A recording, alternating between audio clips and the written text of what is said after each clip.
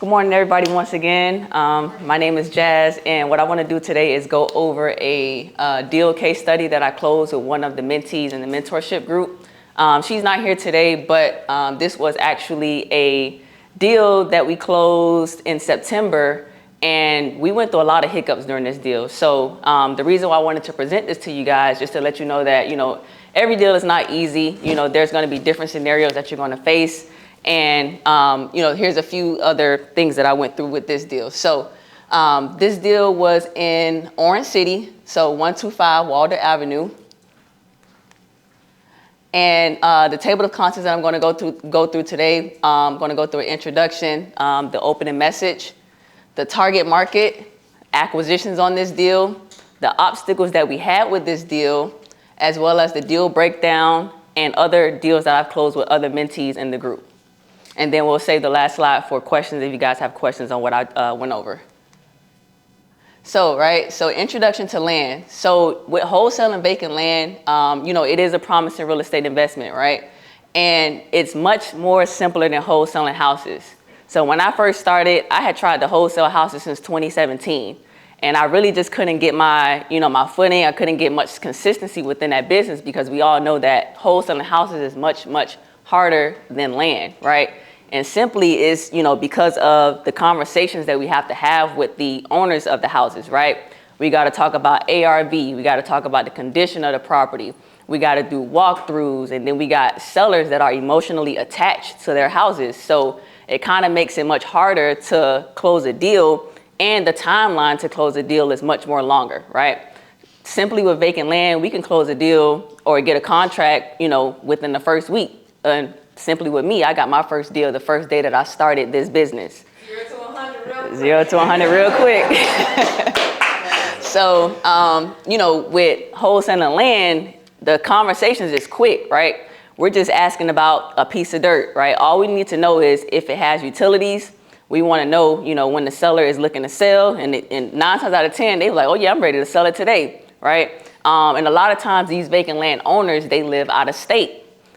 They've never been to the state. Sometimes they've never been to the vacant land itself, so they never even seen it, never walked the property. They probably, it was probably handed down to them from a family member. They probably bought it in a tax deed auction or something like that. So they really don't have any use for it, right? So when we're calling these vacant landowners, they're much more eager to sell to us because they really don't have any use for it. And a lot of the tools and the marketing that we use to reach out to these vacant landowners, we do cold calling, SMS, which is text messaging, and direct mail, right? So in the academy, we teach all of these 3 strategies to you guys to do.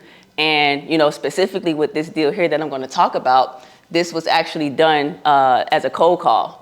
And a lot of these strategies, they help us as investors reach out to these sellers because they have busy lives, they have 9-to-5 jobs, and we're complete strangers reaching out to them about their property, and we're doing it all virtually, right? Either over the phone or through text message from the comfort of our own home. So, all right, so, with any business, especially real estate, knowing how to sell is crucial. So when I first came into this business, I didn't know a thing about sales. I didn't know how to talk on the phone to a seller. I was actually scared of talking to people on the phone. When I first had to, make a call, when I was working for Dan, I had to make calls with him, and I was just, every time I had to pick up the phone, my heart started beating real fast. And I know some of y'all can relate to that, right? And sometimes I would just literally just sit there and just be like, okay, I got to call this person. And I don't even know what to say. I'm scared of rejection. I'm scared they might tell me no, right?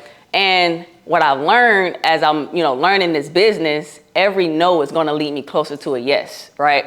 And also when I was working with Dan, we used to watch YouTube videos of Brent Daniels and all these other wholesaling gurus.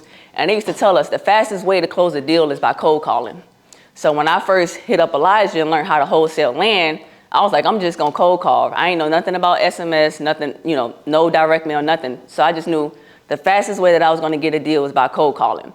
So when I did my consultation with him, I went ahead and I invested my little bit of money I had. I pulled a list from Propstream. I went ahead and skip traced that list. And then I went ahead and purchased me a single line dialer. For those of you who don't know what a dialer is, it's basically an automatic way for you guys to dial through your list without manually hand dialing each phone number in each client on your list. So every time I picked up the phone, and when I was dialing, because I was working a 9-to-5 job at the time, because I was doing this part-time, I had a paper right at my desk in front of me next to my laptop, and I wrote on there, every no is going to lead me closer to a yes. And I dedicated 6 hours of my time every single day, Monday through Friday, while still working my job. I'm sending emails from my boss on my job, and I'm sitting on the dollar with headphones on, just dialing through my list on the dollar. And like I said, that very first day, soon as I was getting a lot of no's, I made an offer. That lady said yes, and my heart just stopped. Yeah, I was like, oh snap, okay. And a lot of people, like, you know, I try to tell my mentees this. I was like, you guys, you know, you don't really know what these people are going to say. Just make the offer, make the offer. So that's what I did. I really didn't know what I was doing at the time. I had the knowledge, but I was still kind of skeptical about it. But as soon as she said yes, I was just like, okay, I got a deal. Now I got to get this on the contract, send it to my builder. I locked the deal up, and I sent it to the builder the same day, assigned it the same day, closed on it in 30 days, made $9,500, right? So I say that to say this, right? So cold calling is very important. I think that's actually my favorite marketing channel within this business, because for one, you're going to speak directly to the seller. For two, that also, you know, weeds out anything of them thinking, you know, you're a scammer. Of course, they're going to think you're a scammer, but they feel more comfortable speaking to somebody over the phone, knowing you're a real person, right? Although they don't know us from a can of paint, but that still gives them a little bit more, you know, comfortability, and we get to build more rapport with them so that they can trust us and like us enough to want to do business with us to buy their property. So for this deal right here, my target market was Orange City, right? So I have this builder that I work with, Eli, and we both work with this builder. They're a really big builder in Florida, and they reached out to us both on the same day, and they told us that they was looking for lots in Orange City, right? And the builder reached out to us, and they said that they needed like 10 lots, and they were paying $40,000, I believe, for lots in this area. And so what I did was I went ahead and I pulled a list on Propstream, and my list was only 397 leads, right? A lot of you guys think, oh, I need this huge, big old list to get a deal or whatever. This list was very small, 397 vacant land owners in Orange City. I skip traced that list using skipmatrix.com, and I only spent $59 on that skip tracing list, right? And then what I did was I went ahead and uploaded the list to the Mojo Dollar, and my mentee, who was Clarissa, I went ahead and let her know that that list was uploaded into the Dollar, and she started dialing. And she actually, she was dialing on a Saturday when she got this deal, right? So a few obstacles that we ran into when we actually got this deal under contract was when I sent it to the builder to see if he would accept it, he told me that the lot was sloped, right? He told me that it had a 25% slope. So on one side of the lot, it was actually like this, and it wasn't pure flat ground, right? And then next, when we actually went into escrow, and then the title company started doing their lien search, the previous owner that owned the land before the current owner, they were deceased, and the lot was in a trust. So the title company needed a copy of the trust and a death certificate of the previous owner so that we could clear title for us to close, right? And then the next thing was relationship. So the current landowner, he didn't have any relationship to the previous owner. So he actually had to basically track them so that he could get a copy of the trust and get a death certificate for that lady as well, right? So, and the title company needed that because we needed the seller, the current owner, to sign an affidavit so that they could transfer ownership to the current owner properly. And then next, and while all of this is going on, we were scheduled to close, I believe, at the end of August, and we needed a closing extension to September 1st. So we couldn't close on our original closing date, and we needed to extend closing twice, actually, because the current owner was having trouble reaching the previous owner's family so that they could get that information. So, during that time where we was trying to, get all of this stuff situated, get the affidavit, the death certificate, the trust documents. The seller, he started feeling overwhelmed, right? He telling us that, you know, I don't know if I want to do this no more. I want to call this deal off. So, you know me, I'm like, oh no, we need that money. We got to close this deal. So he was actually just undecided if he wanted to continue with the deal or not. And then he dropped another bomb on me and said that another buyer hit him up saying that they wanted to pay $30,000 for the lot while we're already under contract. So he's trying to back out of our deal so that he can go with the other buyer that offered him $30,000. So, you know, at that time I was just like, oh, okay, nah, we already invested so much time and energy in this. So we already did our inspection. You know, and the inspection is not free. You got to pay for that. Well, the builders pay for it, but you know, we've already invested a lot of sweat equity into this deal. So he didn't even want to extend it for the second time for us to actually close the deal. And luckily, you know, with the second extension, the title company, they came in with the assist, you know, called him and told him what was going on. And he felt more comfortable to continue on with the deal, luckily, right? So with this specific deal, here's a picture of the lot right here. It was actually 7,500 square feet. The marketing strategy was a cold call. The seller's asking price was originally $30,000. And then when I sent it to my builder, he told me that it had a slope. We went ahead and used that as a negotiation tactic, and we got him down to $25,000. Because my builder said that he could only pay $30,000. Because remember that they could pay up to $40,000. Right. So being that it had the slope, they could only pay $30,000. So we went ahead and we offered him $25,000, and he accepted it because we did tell him about the slope. And then we were able to close on this deal and make $5,000. And here are a few other deals that I've closed with other mentees in the EDB Inner Circle group. We got Bright Avenue over in Cocoa, Florida. We closed that one and made $3,000. We got 53rd Street West in Lehigh Acres, 33971. We closed that one and made $5,000. We got 10 Terrenia Rabinas in Homosassa, Florida. We made $4,000 on that one. And then 54th Street West in Lehigh Acres, 33971. We made $6,500 on that one. So all of these mentees, we did a JV where we did the 70-30 split. And you know, now they have proof of concept. They know that this is possible. They know that it can happen. And they know that they can do it over and over and over again. It's just all rinse and repeat. And you know, none of these deals were problematic. They were all, you know, smooth transaction. But this one in Orange City, that was one that, you know, took us through the ropes. So I'm opening the floor for questions. How many mentees you closed deals with? Four.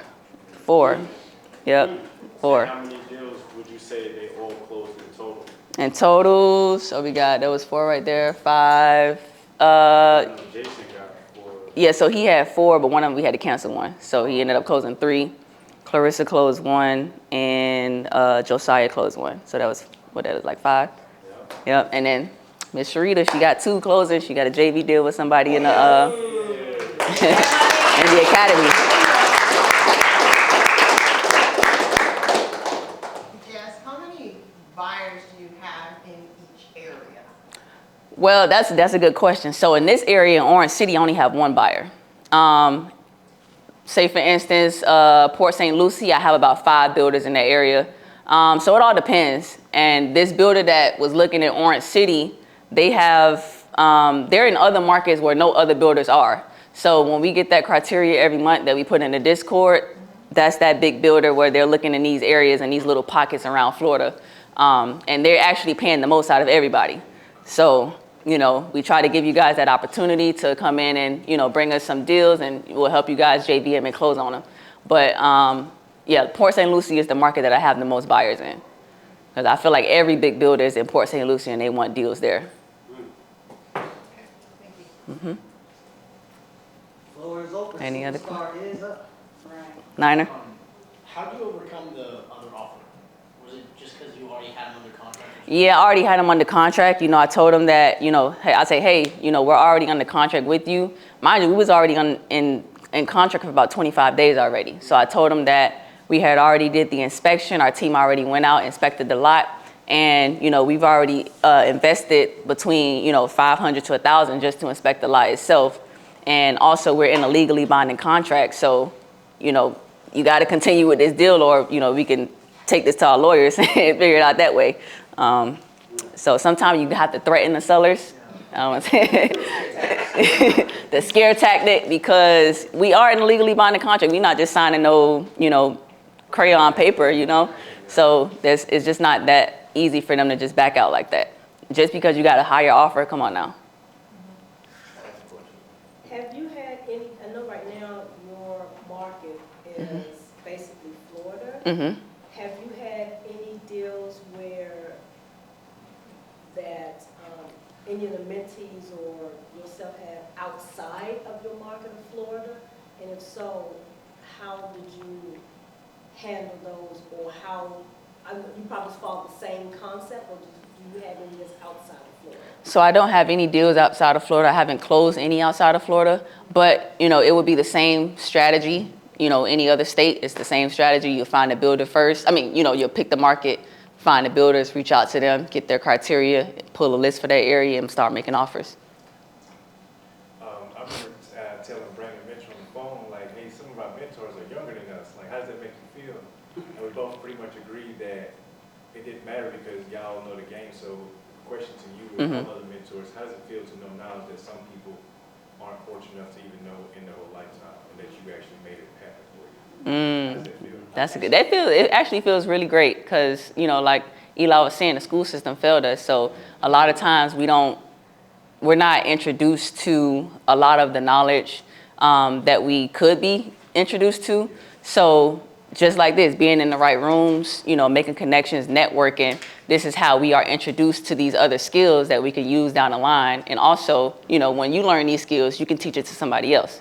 So, you know, being that you guys are sitting here, Eli was a blessing to me to show me the game. I'm pretty sure I'm a blessing to you guys to show you the game. And it's just a trickle effect. So, you know, I really love, you know, what I do. I really love teaching it to others because this business completely changed my life, a complete 360. Like I said, I started with $500, invested $300 of those dollars just to get the info in 30 minutes from him. And, you know, my other 200 pulled a list and got to work.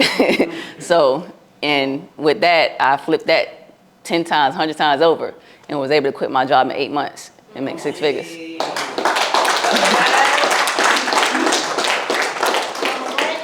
You all are teaching us old dogs new tricks. Yes, I speak for myself. Yes, sir. I'm over here. How do you know what's the right number when you're doing your cold calling to offer a seller? Right. Okay. So here's what I do. Right. So when the builder gives me a number, right. So the builder said he was paying $40,000. I like to start my offer at least $15,000 less than what the builder is paying, and that's because you got to give yourself room to negotiate. The sellers are not always going to take that first offer that you give them. They may counter offer you. So you still want to get some. You still want to have some cushion so that you can still negotiate and still make a profit at the same time. That's good. So like what he was saying, you kind of start at the back. Yeah. It's not like knowing an ARV on a house. Yeah. You start at the back first and to that. Yep. I always start my offer $15,000 less. So, explain your process, or talk a little bit more about where your mind was at when you paid that $300 for that consultation. Ooh, man, I was on my last leg. I ain't even gonna lie to you. I was literally tired of living paycheck to paycheck, and the job wasn't stressful at all. Like, I had a great manager. You know, it wasn't micromanaging or anything like that. And I was making $22 an hour, $45,000 a year. And I felt like every time I got paid, that money was gone, you know, before I can even see it for real. So, and being that I was trying to learn wholesaling houses for so long, like I said, I've been trying to learn that since 2017. I was working for Dan. I closed a few deals with Dan, but I wanted something of my own. And when I seen that Eli was closing a lot of deals, and I was just like, dang, like, how is he closing all of these deals? Like, this can't be houses, because that's very, very, very hard. In my opinion, it's very hard. I ain't gonna lie. So I was very skeptical when he said that his consultation call was $300 just for 30 minutes, because I didn't even know that I was going to grasp the information in 30 minutes. But at the time, I was just like, it's either now or never. I'm either going to invest in myself and get the information and do something with it, or I'm going to sit here on the sidelines and just watch Eli make all the money. So I just wanted to change my life. I wanted to change the people's, life around me. And that's exactly what I did. My mindset was just, go and get it no matter what, And I felt like if I was going to fail, I was going to fail forward. At least I wasn't going to regret that I never did anything with the knowledge.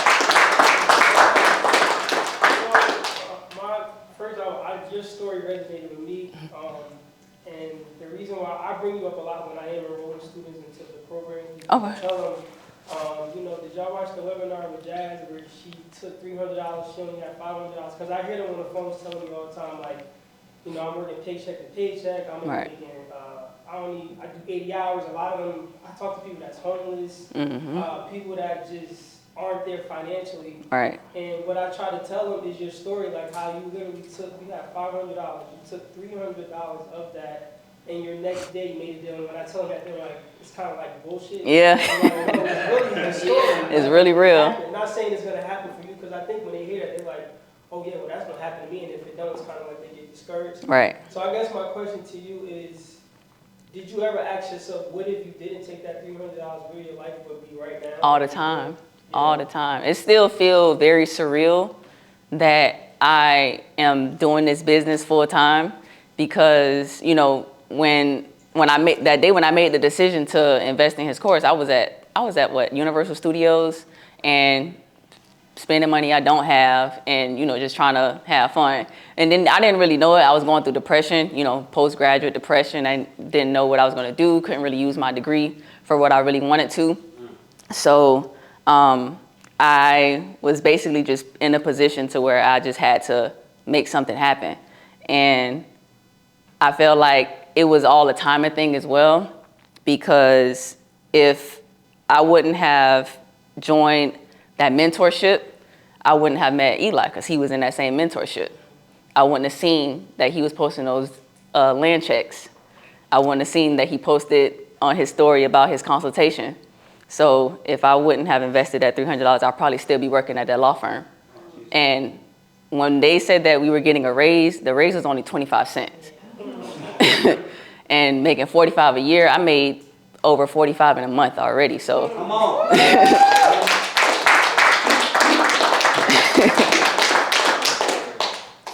So up to this date, from the time you started until present, do you have a general idea as to how many you have, not with your mentors, but that you have closed yourself? So over 100? No, it's not over 100. I usually do keep track of it on the sheet, but I haven't even been updating it lately. I just been closing and just going. But I definitely know it's not over 100. And I want to say when I made my first 6 figures, I wasn't even over 20 deals. So. Is there any difference between Propstream and skipmatrix.com? Yes, so Propstream is the platform that we use to actually pull the vacant land owner list, and Skip Matrix is the site that we use to skip trace those vacant land owners. So what you do is use Propstream and you'll pull the vacant owner land list, and then you'll go ahead and upload that vacant owner land list into Skip Matrix, so that Skip Matrix could provide the phone numbers and contacts for those vacant land owners. You got any more questions? All right, y'all give me a round of applause. All right, thank you. Appreciate it.